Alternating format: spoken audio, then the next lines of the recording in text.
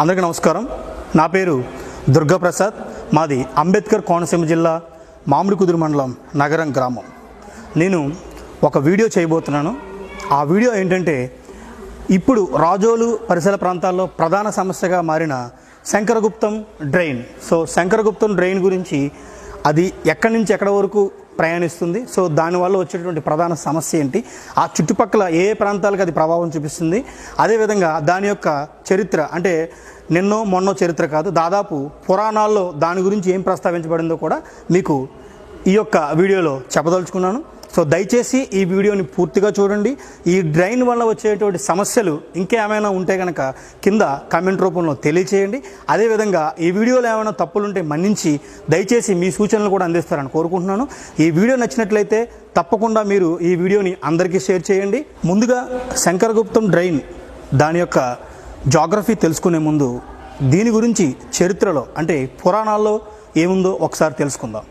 ముందుగా మనం దీనికి రిలేటెడ్ అయినటువంటి అంతర్వేది దేవస్థానం గురించి మాట్లాడుకోవాలి. ఇక్కడ మనకి అంతర్వేది దేవస్థానం ఈ మ్యాప్లో కనిపిస్తుంది. ఇక్కడ మనకి కనిపిస్తుందంతా కూడా గోదావరి వశిష్ఠ నది. ఈ వశిష్ఠ నది ఇలా నేరుగా ప్రయాణించి అంతర్వేదిలోని సముద్రంలో కలుస్తుంది. దీనినే మనం అన్నా చెల్లెలు గట్టుగా మనం పిలుస్తూ ఉంటాం. ఈ వశిష్ఠ నది మనకు ఆల్రెడీ మనకి తెలుసు అందరికీ. చించినాడ మీదుగా ఇది ఈ విధంగా సకినేటిపల్లి మీదుగా ఇలా మనకి సముద్రంలో కలుస్తుంది. ఇది అన్నా చెల్లెలు గట్టు ఈ ప్రాంతం అన్నమాట.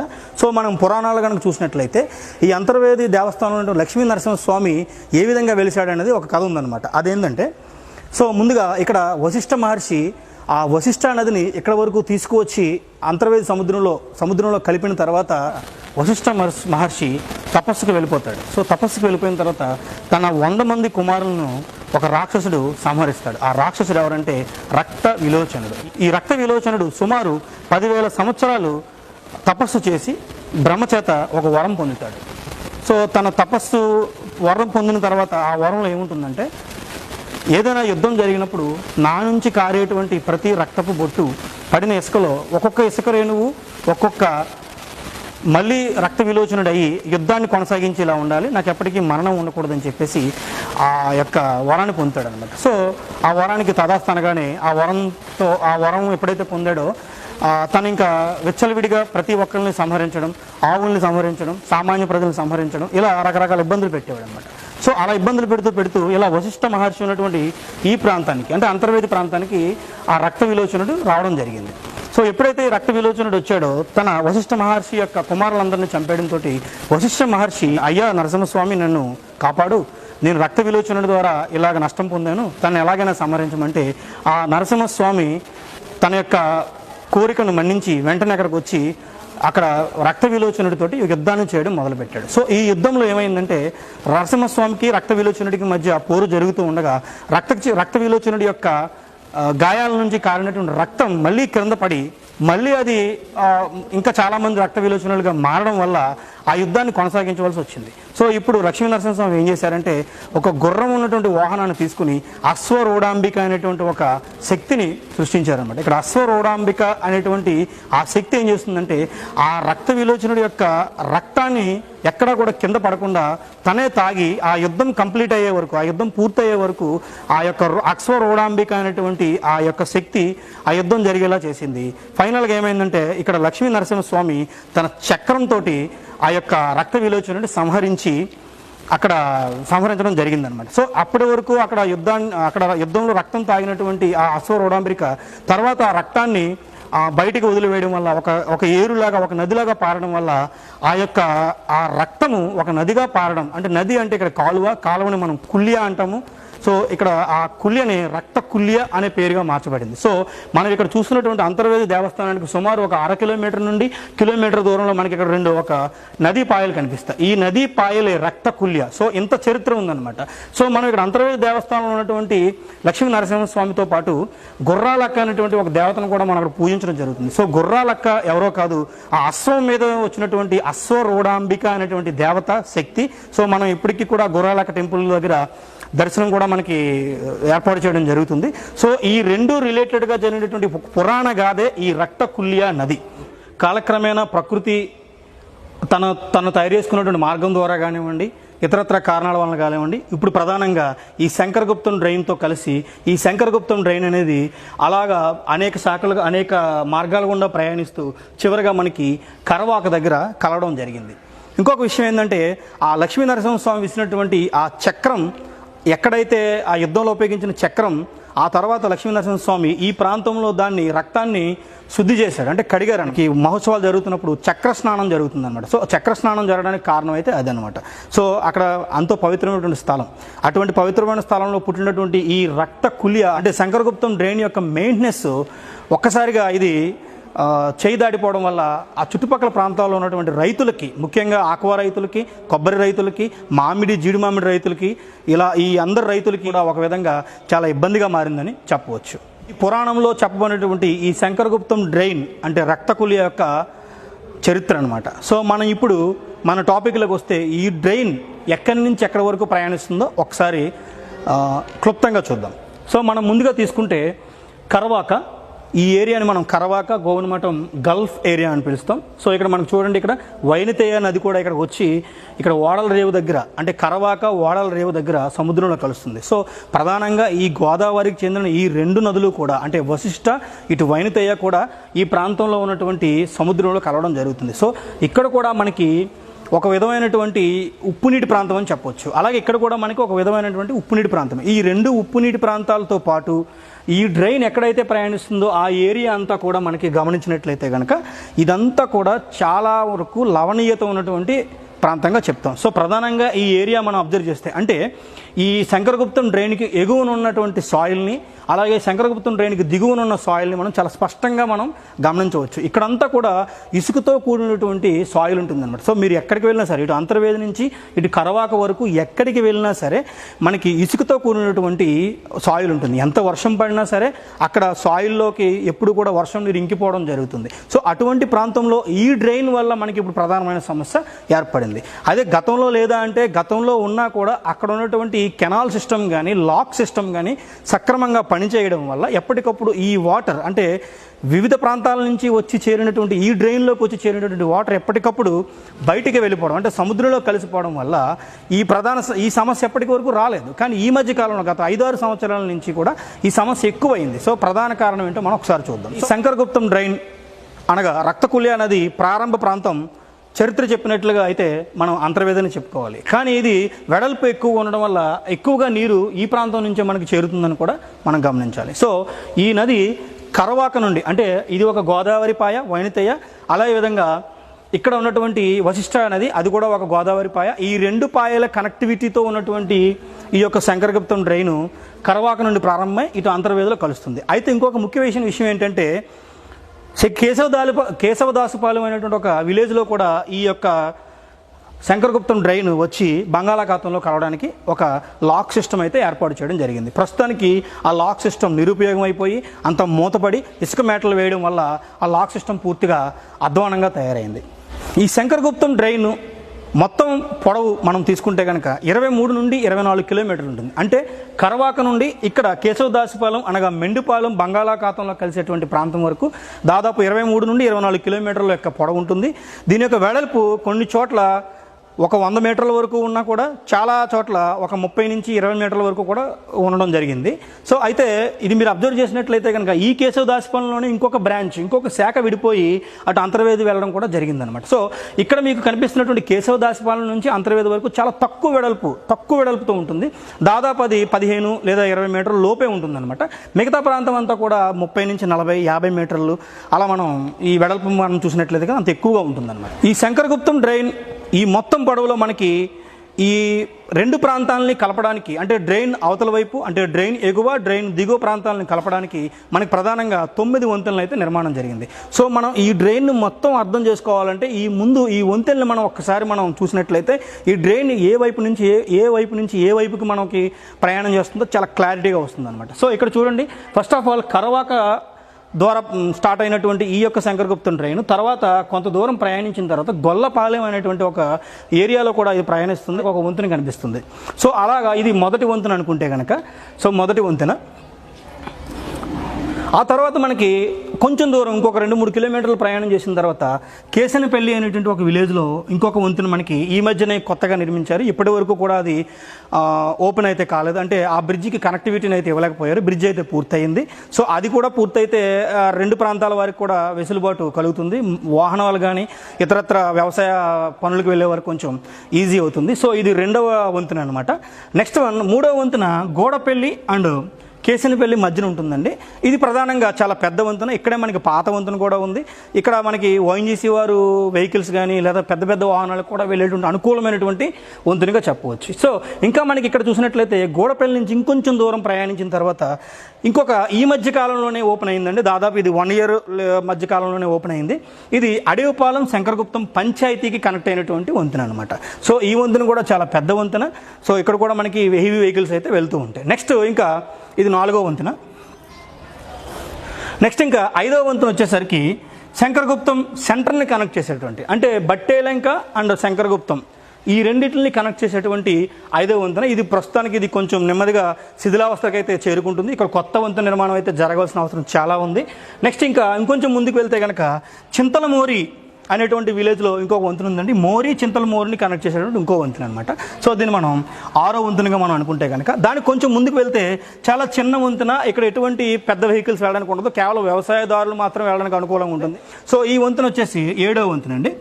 తర్వాత ఇంకొంచెం ముందుకు వెళ్తే కనుక ఇక్కడ మనకి ఇంకో వంతెన కనిపిస్తుంది కేశవదాసపాలెం దగ్గర. సో ఇది కూడా పెద్ద వంతెనే. ప్రస్తుతానికి వ్యవసాయదారులు దీన్ని వినియోగించడం జరుగుతుంది. ఇది 8వ వంతెన. ఇంకా చిట్ట చివరిది మెండిపాలెం పెద్దింట్లమ్మ టెంపుల్కి మనం వెళ్ళినట్లయితే అక్కడ ఒక వంతెని క్రాస్ చేస్తాం. ఇది దాదాపు ఒక 15 నుంచి 20 అడుగులు మాత్రమే పొడవు ఉంటుంది. సో ఇక్కడ మనకి లాక్ సిస్టమ్ అనేది ఉందన్నమాట. సో దీన్ని మనం చివరి వంతెనగా 9వ వంతెనగా మనం పరిగణిస్తాం. సో ఈ మొత్తం 9 వంతెనలే, ఈ 9 వంతెనలు ఉండడం వల్లే మనం ఒక ప్రాంతం నుంచి ఆ ప్రాంతానికి, అంటే రాజుల నుంచి కానివ్వండి, మలికిపురం నుంచి కానివ్వండి, సకినేటిపల్లి నుంచి కానివ్వండి, ఇటు మామిడి కుదురు నుంచి కానివ్వండి, ఎవరైనా సరే ఈ ప్రాంతం నుంచి ఆ ప్రాంతానికి వెళ్ళడానికి, నెక్స్ట్ అదేవిధంగా ఆ ప్రాంతం నుంచి ఈ ప్రాంతానికి రావడానికి కూడా మనకి ఎప్పుడు కూడా హెల్ప్ అవుతుంది అనమాట. కొన్ని 10 సంవత్సరాల నుంచి కూడా చాలామంది ఎమ్మెల్యేలు కానివ్వండి వీళ్ళందరూ కూడా చాలా కృషి చేశారు. ఈ వంతెనలన్నీ రావడానికి కారణం వాళ్ళ యొక్క కృషి ఫలితమని చెప్పాలి. లేకపోతే ఇప్పటికి మనకి ఆ ఏరియా కనెక్టివిటీ అనేది చాలా తక్కువగా ఉంటుందన్నమాట. సో మనకి ఈ వంతెనలు ఎక్కడ ఉన్నాయో తెలిసినాయి కాబట్టి ఇప్పుడు ప్లేసెస్ ఎక్కడి నుంచి మనకి చాలా క్లారిటీగా మనకి ఈ వంతెనల గురించి తెలియడం వల్ల మనం ఏ ప్లేస్లో ఉన్నామో కొంచెం ఐడియా వస్తుందన్నమాట. తర్వాత ఈ రక్తకుల్య నది, అదే మన శంకరగుప్తం డ్రైన్లోకి బయట నుంచి వేరే ఏదైనా కెనాల్స్ కానీ వేరే ఏదైనా మురుగునీటి వ్యవస్థ కానీ వచ్చి చేరుతుందో లేదో ఒకసారి చూద్దాం. సో ప్రధానంగా మనం తీసుకుంటే ముఖ్యంగా 3 ప్రధానమైనటువంటి మురుగునీటి కాలువలు ఈ శంకరగుప్తం డ్రైన్లోకి వచ్చి చేరడం జరుగుతుంది. సో ఫస్ట్ ఆఫ్ ఆల్ తీసుకుంటే మొదటి వంతెనకి ముందుగా, అంటే దాదాపు కిలోమీటర్ ముందుగానే, అంటే కరవాకలో స్టార్ట్ అయినటువంటి ఈ యొక్క శంకరగుప్తం డ్రైను మొదటి వంతెన దగ్గరికి వచ్చే టైంకి మనకు ఒక కాట్రేనిపాడు దగ్గర ఒక కెనాల్ అయితే ఇక్కడ ఉండడం జరిగిందండి. ఆ కెనాల్ ఏర్పాటు ఏంటంటే ఆ చుట్టుపక్కల ఉన్నటువంటి మిగులు పంట నీరు, అంటే గోదావరి డెల్టాకి వదిలినటువంటి ధవళేశ్వరం బ్యారేజ్ నుంచి వదిలినటువంటి పంటలకు ఉపయోగపడగా అవసరం లేనటువంటి నీరు, నెక్స్ట్ వర్షపు నీరు, ఈ మొత్తం నీటిని కలెక్ట్ చేసుకుని ఈ డ్రైన్లోకి రావడం జరుగుతుందన్నమాట. సో ఇది మొట్టమొదటి ఒక శాఖ అని చెప్పొచ్చు. యాక్చువల్గా ఏంటంటే ఎగువ నుంచి దిగువకు రావడం అనమాట, అంతే తప్ప ఇక్కడి నుంచి అక్కడికి వెళ్ళడానికి ఏర్పాటు చేసినటువంటి కాలువ అయితే కాదు. నెక్స్ట్ 2వ పెద్ద కెనాల్ అండి. ఇది పెద్ద కెనాల్, ఇది కూడా డ్రైనేనండి. సో ఇక్కడ శంకరగుప్తం డ్రైన్లోకి రావడానికి 2వ కనెక్టివిటీ ఉన్నటువంటి కెనాల్ వచ్చేసి మనకి ఈ గొల్లపాలెం అండ్ కేసినపల్లి మధ్యలో ఒక కెనాల్ కనిపిస్తుంది అనమాట. సో ఈ కెనాల్ ఏంటంటే ఇక్కడ స్టార్ట్ అయింది అనుకుందాం. సో కొంచెం ముందుకు వెళ్తే ఇక్కడ 2 శాఖల కింద విడిపోతుంది అనమాట. ఈ 2 శాఖల్లో ఇక్కడ మీకు కనిపిస్తుంది చూసారా, ఈ శాఖ ప్రత్యేకంగా ఇది మట్టపర్రు ఇంకా కొన్ని విశ్వేశ్వరాపురం ఈ ఏరియాల వరకు వెళ్ళిపోతుంది అనమాట. సో అక్కడ ఉన్నటువంటి డ్రైన్ వాటర్ని, అంటే కాలువల ద్వారా కానివ్వండి, వర్షం ద్వారా మిగిలి వాటర్ని అంతా కూడా ఈ యొక్క బ్రాంచ్లో కలవడం వల్ల ఇక్కడి నుంచి ఎలా వస్తుందన్నమాట. సో ఈ ఏరియా మనకి ముఖ్యంగా మట్టపర్రు ఏరియా. సో మట్టపొరు పరిసర ప్రాంతాల్లో ఉన్నటువంటి ఇంకా రాజోలు కానీ, ఆ మట్టపొరు కానివ్వండి, లక్కవరం కానీ, ఇలా ఏ ఏరియా అయినా సరే ఆ ఏరియా నుంచి ప్రత్యేకంగా మిగిలిపోయిన వాటర్ని, గోదావరి నుంచి వచ్చినటువంటి కాలువల ద్వారా వచ్చినటువంటి వాటర్ని మనకి ఇక్కడ నుంచి ఇక్కడికి కలెక్ట్ చేసి మళ్ళీ ఇక్కడ ద్వారా శంకరగుప్త డ్రైన్లో కలపడం జరుగుతుంది. నెక్స్ట్ ఇంకా మనం తీసుకున్నట్లయితే ఇది నేషనల్ హైవే శివకోడి, ఈ మధ్యనే కొత్తగా నిర్మించినటువంటి నేషనల్ హైవే. ఈ నేషనల్ హైవేకి క్రాస్ చేస్తూ, అంటే నేషనల్ హైవే కింద నుంచి ఇంకొక 2 డ్రైన్లు ప్రయాణిస్తుంది. ఇక్కడ చూడండి, ఇక్కడ మనకి తాటిపాక అనేటువంటి సెంటర్, మొగల కుదురు, తాటిపాక, గెద్దాడ నగరం ఈ ప్రాంతాల మీదుగా వెళ్తున్నటువంటి ఒక డ్రైన్ అనమాట. ఈ డ్రైన్లో ఉన్నటువంటి వాటర్ను నెక్స్ట్ ఇక్కడ మనకి కనిపిస్తున్నటువంటి గోగన్న మఠం అనేటువంటి విలేజ్, ఆ పరిసర ప్రాంతాల్లో ఉన్న విలేజ్లన్నింటి నుంచి కూడా ఈ వర్షం నీరు అయితే ఇక్కడ కలెక్ట్ చేసుకుని, అదేవిధంగా ఇక్కడ ఉన్నటువంటి జగ్గన్నపేట, తాటిపాక, ఏదరాడ, కొమరాడ ఈ ఏరియాల నుంచి ఉన్నటువంటి వాటర్ కూడా కలెక్ట్ చేసుకుని అలా మనకి ములికిపల్లి అనేటువంటి విలేజ్కి వచ్చి చేరుతుందన్నమాట. అదేవిధంగా ఇక్కడ మనకి బి సావరం అనేటువంటి రాజోలు పరిసర ప్రాంతాల్లో ఉన్నటువంటి డ్రైన్ వాటర్ అంతా కూడా కనెక్ట్ చేసుకుని ఇక్కడ ఉన్నటువంటి ములికిపల్లి అనేటువంటి ఒక ఏరియాకి వచ్చి చేరడం జరుగుతుంది. సో మళ్ళీ ములికిపల్లి మీదుగా మెరకపాలెం మీదుగా మళ్ళీ ఇక్కడ ఉన్నటువంటి మెరకపాలెం మూల అంటుంది. ఈ మెరకపాలెం మూల కలిసిన తర్వాత అది డైరెక్ట్గా మనకి ఈ రక్తకుల్లి అనేది అంటే శంకరగుప్తం డ్రైన్లోకి వచ్చి చేరుతుంది అనమాట. చూసారా, ఈ ఏరియాలో ఉన్నటువంటి మిగులు నీటిని అంటే వ్యవసాయానికి ఉపయోగించగా మిగిలిపోయిన నీటిని వ్యవసాయ పంట పొలాల్లోకి వెళ్ళిపోకుండా ఒక డ్రైన్ సిస్టమ్ ఏర్పాటు చేసి ఆ డ్రైన్ సిస్టమ్ ద్వారా మనకి ఈ ప్రధాన కాలువలోకి అంటే శంకరగుప్తం డ్రైన్లోకి వదలడం జరుగుతుందండి. ఇది నిత్యం జరిగేటువంటి ప్రాసెస్. ఇంకా మనం ఇంకొంచెం ముందుకు వెళ్తే కనుక ఇక్కడ చూడండి 5వ నెంబరు బ్రిడ్జ్ అంటే 5వ నెంబర్ బ్రిడ్జ్ అంటే బట్టేలంక శంకరగుప్తం అండ్ మోరి చింతలమూరి కనెక్టివిటీకి మధ్యలో ఉన్నటువంటి ఒక బ్రిడ్జ్ అనమాట. ఇక్కడ కూడా ఒక డ్రైన్ అంటే చాలా కొంచెం చిన్నగా ఉంటుంది, ఈ కంపేర్ చేసుకుంటే ఇది చాలా పెద్దదండి డ్రైన్. సో ఇక్కడ ఉన్నటువంటి ఈ చిన్న కనెక్టివిటీ నుంచి మనం ఒకసారి వెనక్కి వెళ్తే కనుక ఇది 2 శాఖలుగా విడిపోయింది. ఒకటేమో గుడిమెల్లంక ఈ ఏరియాలో ఉన్నటువంటి గుడిమెల్లంకే కాదు, శివకోడు వెనక భాగం కానీ విశ్వేశ్వరాపురంలో కొంత భాగం ఇలా అన్ని ప్రాంతాల నుంచి రామరాజు లంక కానివ్వండి ఇలా కొన్ని ప్రాంతాల నుంచి డ్రైన్ వాటర్ అంటే వర్షపు నీటిని లేదా మిగిలిన నీటిని కూడా ఇది తీసుకురావడం జరుగుతుందన్నమాట. ఇంకెక్కడ మనకి సకినేటిపల్లి దగ్గరలో మూలపాడు అనేటువంటి విలేజ్ ఉందన్నమాట. ఆ విలేజ్లో ప్రారంభమవుతుంది ఇక్కడ డ్రైన్. ఇక్కడ చుట్టుపక్కల ప్రాంతాల్లో ఉన్నటువంటి ఈ ఏరియాలో ఉన్నటువంటి వర్షపు నీటిని అంతని కూడా ఇక్కడ నుంచి తీసుకుని ఇక్కడ తీసుకొచ్చి మళ్ళీ తీసుకొచ్చి శంకరగుప్తం మెయిన్ డ్రైన్లో కలపడం జరుగుతుంది. సో మనకి ఏర్పాటు చేసినటువంటి ఈ చుట్టుపక్కల ప్రాంతం అంటే అంబేద్కర్ కోనసీమ జిల్లాలో ముఖ్యమైనటువంటి హార్ట్ అని చెప్పాలన్నమాట. అంటే ఏదది రాజోలు ప్రాంతం. ఇప్పుడు ఈ రాజోలు ఈ ఏరియాలో మనకి ఇక్కడ ఉన్నటువంటి మొత్తం అంటే అటు మామిడి కుదురు, రాజోలు, మలికిపురం, సకినేటిపల్లి మండలాల్లో ఈ మొత్తం ఈ శంకరగుప్తం డ్రైన్ యొక్క ఎఫెక్ట్ ఉండబోతుంది. ఎలాగో చెప్తాను అది. అయితే ఇప్పుడు వచ్చిన ప్రధాన సమస్య ఏంటి? ప్రధాన సమస్య ఏంటంటే ఈ డ్రైను ఆకస్మికంగా నీరు ఎక్కువగా వచ్చి చేరడం వల్ల అంటే ఇంతకుముందు ఉన్నటువంటి నీటి కంటే ఇంకా ఎక్కువ నీరు అందులోకి వచ్చి చేరడం వల్ల ఆ చుట్టుపక్కల ఉన్నటువంటి కొబ్బరి తోటల్లోకి మిగతా రైలు చెరువుల్లోకి ఈ నీరు వెళ్ళిపోయి అక్కడ వ్యవసాయాన్ని పాడు చేస్తుందని చెప్పేసి ప్రధాన సమస్యగా మనం చూడొచ్చు అనమాట. సో మెయిన్ ఎక్కడ ఎఫెక్ట్ అయిందో చూద్దాం. ఒక్కసారి చూడండి, ఇక్కడ మనకి కేశవదాసపాలెం నుంచి మొదలుకొని చింతలమూరి, శంకరగుప్తం పంచాయతీ ఏరియా, అలాగే కేసినపల్లి, గోడపల్లి, గొల్లపాలెం, కరవాక వరకు కూడా పూర్తిగా దాదాపు మనం చెప్పాలంటే ఈ డ్రైన్ ప్రయాణించినటువంటి మొత్తం కిలోమీటర్ల దూరం మనం 25 లేదా 24 కిలోమీటర్లు తీసుకుంటే వ్యవసాయ భూభాగం అంతా కూడా ఈ డ్రైన్ వల్ల చాలా ఎఫెక్ట్ అయింది. సో మీరు చాలా వీడియోలో చూశారు, చాలా చోట్ల ఉప్పు నీటి వల్ల ఆ కొబ్బరి తోటలు కలకల్లాడాల్సినటువంటి కొబ్బరి తోటలు ఎండిపోయినట్టుగా పేలగా తయారైనట్టుగా మనకు కనిపిస్తాయి. ఇది ప్రధాన కారణం సాయిల్లో ఉన్నటువంటి లవణీయత లక్షణం. సో అదేవిధంగా ఉప్పు నీరు అధికంగా చేరడం, ఈ 2 కారణాల వల్ల ఏమైందంటే మొత్తానికి కొబ్బరి చెట్లు ఇతరత్ర పంటలు కూడా నాశనం అవడం జరిగిందనమాట. మనం ఒక 5 సంవత్సరాలు వెనక్కి వెళ్ళినట్లయితే ప్రధానంగా ఇక్కడ డ్రెడ్జింగ్ అనేటువంటి ఒక కార్యక్రమం జరిగింది. డ్రెడ్జింగ్ అంటే ఏంటంటే ఎక్కడైనా సరే ఇసుక పూడిక వస్తే కనుక ఆ పూడికను తొలగించడానికి చేసేటువంటి కార్యక్రమాన్ని మనం డ్రెడ్జింగ్ అని పిలుస్తాం. సో ఫర్ ఎగ్జాంపుల్ మనం ఇక్కడ తీసుకున్నట్లయితే ఇక్కడ గోడపల్లి, కేసినపల్లి ఈ ఏరియాల్లో మనకి డ్రెడ్జింగ్ కార్యకలాపాలు జరిగినాయి అనమాట. డ్రెడ్జింగ్ వల్ల ఏమవుతుంది, అక్కడ లోతుని పెంచడం జరిగింది. ఎప్పుడైతే లోతుని పెంచారో సముద్రంలో ఉన్నటువంటి నీరు పోటుకి అంటే హై టైడ్, లో టైడ్ అనేటువంటి మనకి 2 రకాలటువంటి వ్యవస్థలు పనిచేస్తూ ఉంటాయి సముద్రంలో. ఎప్పుడైతే హై టైడ్ వచ్చిందో, హై టైడ్ అంటే మనకి ఇక్కడ హై టైడ్ ఎప్పుడైతే వచ్చిందో వైనతేయ బ్రాంచ్లోకి అంటే వైనతేయ పాయిలోకి నీరు చేరడం, మళ్ళీ వైనతేయ నుంచి కరవాక ఈ శంకరగుప్తం మెయిన్ డ్రైన్లోకి నీరు చేరడం వల్ల అప్పటికే డ్రెడ్జింగ్ వల్ల లోతు ఎక్కువ అవడం వల్ల ఆ నీరు వచ్చి చేరిపోవడం జరిగింది. నీరు మళ్ళీ వెనక్కి వెళ్ళేటువంటి వెసులుబాటు లేకపోవడం వల్ల లేదా ఏదైనా ఇతర సమస్యల కారణాల వల్ల మనకి ఏమైందంటే ఈ మొత్తం ఏరియా అంతా కూడా ఉప్పు నీరు చేరడం వల్ల ఒకసారి ఉప్పు నీరు వచ్చి వెళ్ళిపోతే ఏమవ్వదు, కానీ ఇక్కడ సంవత్సరాల తరబడి ఉప్పు నీరు అక్కడే ఉండిపోయింది. సో అంటే మనకి ఏమవుతుంది, ఈ శంకరగుప్తం డ్రైన్లో చేరినటువంటి నీరు బయటికి వెళ్ళడం అయితే జరగట్లేదు. సో అలా జరగకపోవడం వల్ల దాదాపు 5-6 సంవత్సరాల నుంచి మనం అబ్జర్వ్ చేసినట్లయితే ఈ మొత్తం ఏరియా అంతా కూడా ఉప్పు నీటి వల్ల ఎఫెక్ట్ అయ్యి, కేవలం ఉప్పు నీటి వల్ల ఎఫెక్ట్ అయ్యి అక్కడ ఉన్నటువంటి కొబ్బరి పంట కానీ మిగతా ఆక్వా రైతులు కానీ చాలా నష్టపోయారు. దీనికి ప్రధాన కారణం ఈ డ్రైన్ పొంగడం వల్ల. దానికి ఆల్రెడీ వెసులుబాటు ఉంది. పూర్వకాలంలోనే దీనికి లాకింగ్ సిస్టమ్ ఏర్పాటు చేశారు, ఇక్కడ ఏర్పాటు చేశారు, ఇక్కడ కూడా ఏర్పాటు చేశారు. అంటే రక్తకుల్లి అనేది ప్రారంభ మార్గంలోని ఇటు మెండుపాలెం అంటే కేశవదాసపాలెం దగ్గరలో కూడా లాకింగ్ సిస్టమ్ ఏర్పాటు చేశారు. అవి అంటే అవన్నీ పూడిక తీత తీయకుండా ఆ లాకింగ్ సిస్టమ్ ఓపెన్ చేయకపోతే కనుక ఎప్పటికీ కూడా ఈ ఏరియా ముంపులోనే ఉంటుందని అర్థం చేసుకోవాలి. మరి ఈ శంకరగుప్తం డ్రైన్ పరిష్కారానికి మార్గాలే లేవా అంటే మార్గం ఉంది.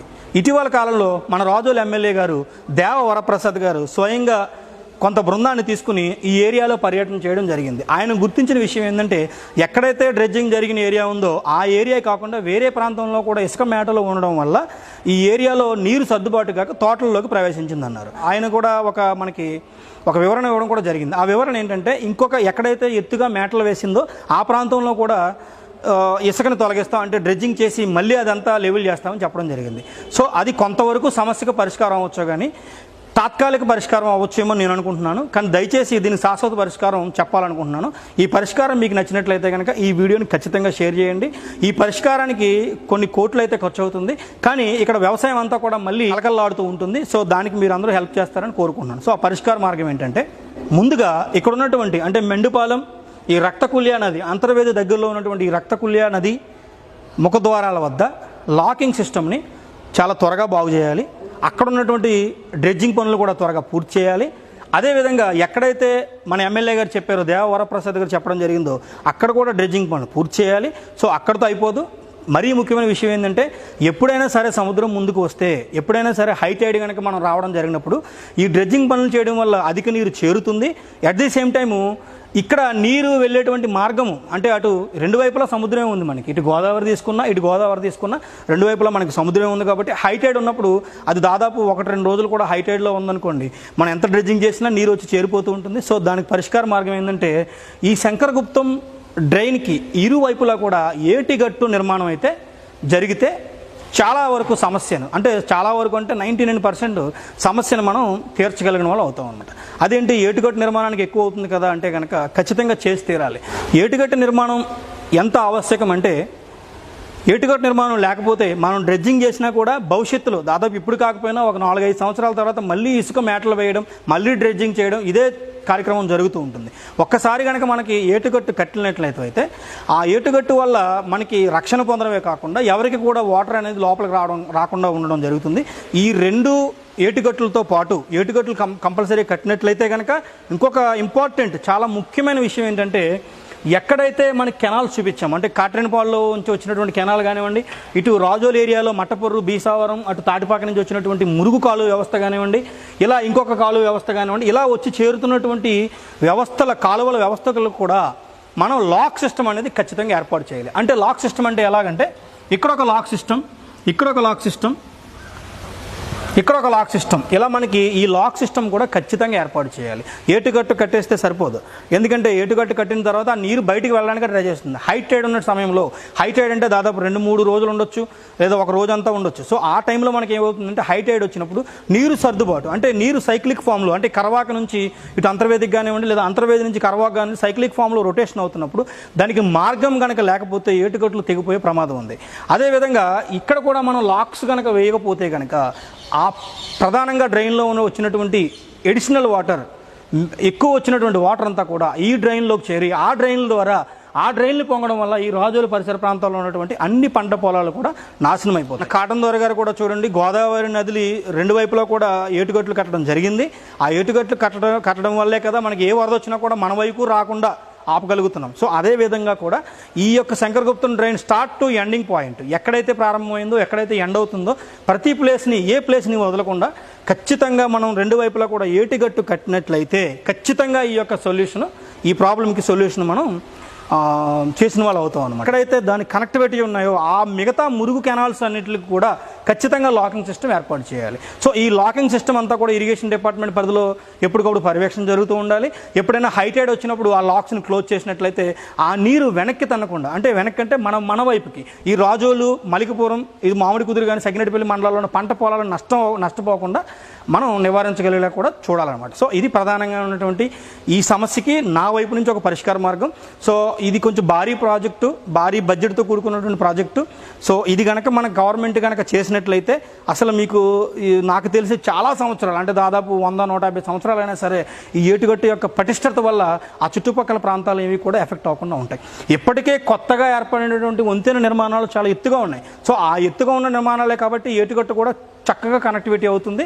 సో వాటర్ లెవెల్ ఎప్పుడు కూడా ఒక డెప్త్లో ఉన్నప్పుడు ఆ ఏటుగట్టు దగ్గర ఉన్నటువంటి లాక్స్ని కూడా మనం ఓపెన్ క్లోజ్ చేసుకోవడం జరుగుతుంది అనమాట. సో ప్రధానంగా ఇది నేను చెప్పాలనుకున్నది.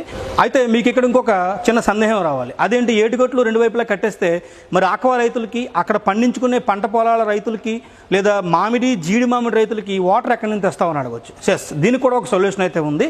ఇప్పటికే ఆక్వా రైతులకి రొయ్యల చెరువులు కానీ చేపల చెరువులు కానీ సాగు చేయాలంటే వాళ్ళకి కొంత లవణీయత ఉన్నటువంటి వాటర్ అయితే కావాలి.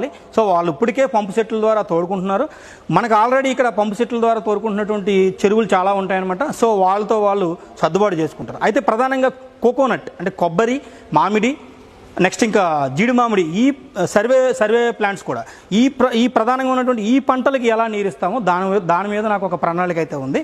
ఇక్కడ మనకి చింతలమూరి అనేటువంటి ఒక విలేజ్లో ఒక లిఫ్ట్ ఇరిగేషన్ ప్రాజెక్ట్ అయితే కట్టడం జరిగింది. ఒకసారి లిఫ్ట్ ఇరిగేషన్ ప్రాజెక్ట్ ఎక్కడ ఉందో చూద్దాం. ఇక్కడ చూడండి, శంకరగుప్తం డ్రైన్ ఆనుకుని అటు బట్టేలంక శంకరగుప్తం వంతెనకి, ఇటు చింతలమూరికి మోరీ వంతెనకి మధ్యలో ఒక ఏరియా, ఇక్కడ చాలా మంచి ఏరియా ఉందన్నమాట. ఈ ఏరియాలోనే పెట్టినటువంటి ప్రాజెక్టు, ఈ ప్రాజెక్ట్ పేరే లిఫ్ట్ ఇరిగేషన్ అనమాట. ఈ లిఫ్ట్ ఇరిగేషన్ ప్రస్తుతం నిరుపయోగంగా ఉంది. ఏం చేశారు లిఫ్ట్ ఇరిగేషన్ అంటే కనుక, ఈ లిఫ్ట్ ఇరిగేషన్ కార్యక్రమంలో ఏం చేశారంటే, లిఫ్టింగ్ అంటే వాటర్ని ఎత్తిపోతలు అనమాట. అంటే ఎత్తుకుని అందులో పోసి ఈ కింద ఉన్నటువంటి ప్రాంతాలన్నింటికి కూడా నీరు సప్లై చేయడానికి, అంటే పంట నీటిని సప్లై చేయడానికి ఒక ప్రాజెక్ట్ని చేపట్టారు. అదే చింతలమూరి లిఫ్ట్ ఇరిగేషన్ ప్రాజెక్ట్. కావాలంటే మీరు అక్కడికి వెళ్ళి చూడొచ్చు, లిఫ్ట్ ఇరిగేషన్ ప్రాజెక్ట్ ఉంటుంది అక్కడ. అయితే ఈ లిఫ్ట్ ఇరిగేషన్ ప్రాజెక్టు ప్రారంభించినప్పుడు ఏం జరిగిందంటే, ఈ కెనాల్లో ఉన్నటువంటి నీటిని మాత్రమే వీళ్ళు ఇక్కడ తీసుకోవడం జరిగింది. ఇరిగేషన్ అంటే లిఫ్ట్ ఇరిగేషన్ ద్వారా తీసుకోవడం జరిగింది. తర్వాత ఇక్కడ ఉన్న రైతులందరికీ పంపించడం జరిగింది. చాలా అందరికీ కూడా ఒక పైప్ లైన్ను ఏర్పాటు చేసి వెళ్ళడం జరిగింది. అయితే ఇక్కడ ఒక సమస్య వచ్చి పడింది. ఏంటంటే, ఎప్పుడైతే ఈ డ్రైన్లో ఉప్పు నీరు ఉందో, ఆ ఉప్పు నీరు తీసుకున్నటువంటి కొబ్బరి, జీడి మామిడి తోటలో రైతులు కూడా ఆ నీటిని తీసుకున్నారో, ఈ ఉప్పు నీరు చేరిపోవడం వల్ల జస్ట్ 1 ఇయర్లోనే అక్కడ చెట్లన్నీ కూడా చాలా పేవలంగా తయారై సెలినిటీకి ఎఫెక్ట్ అవ్వడం వల్ల అక్కడ దిగుబడి అయితే తగ్గిపోయింది అనమాట. సో తర్వాత క్రమంలో దాదాపు 2 సంవత్సరాల తర్వాత అక్కడ ఉన్నటువంటి పంటలన్నీ మళ్ళీ ఇప్పుడు సాధారణ స్థితికి వచ్చాయి. అంటే దాదాపు చాలా కాలం వర్షాలు పడడం వల్ల అక్కడ సాయిల్లో ఉన్నటువంటి లవణీయత తగ్గించడం వల్ల మళ్ళీ అక్కడ ఉన్న కొబ్బరి చెట్లు కానీ, అక్కడ ఉన్న జీడి మామిడి కానీ, ఇతరత్ర చెట్లు కానీ మళ్ళీ యథాస్థితికి వచ్చి మళ్ళీ ఇప్పుడు పంట బాగా పండేటటువంటి సౌకర్యం అయితే కలిగింది అనమాట. సో ఈ లిఫ్ట్ ఇరిగేషన్ ప్రాజెక్ట్ అయితే ఇక్కడ మనకి నిరుపయోగంగా ఉందండి. సో ఈ లిఫ్ట్ ఇరిగేషన్ ప్రాజెక్ట్కి ఇక్కడ ఆల్రెడీ చాలా ఏరియాల వరకు వీళ్ళు పైప్ లైన్ వేయడం జరిగింది. సో ఈ లిఫ్ట్ ఇరిగేషన్ ప్రాజెక్ట్ని మళ్ళీ వేరేగా ఉపయోగించుకోవడం అంటే ఏంటి, ఇక్కడ మనకి ప్రధానంగా ఒక కెనాల్ వెళ్తుంది, అటు రాజోల్ నుంచి మెయిన్ కెనాల్ వెళ్తుంది, ఇటు బట్టేలంక నుంచి కూడా ఒక పంట కాలువ, పెద్ద కెనాల్ అయితే వెళ్ళడం జరుగుతుంది. సో ఆ పంట కాలువ నుంచి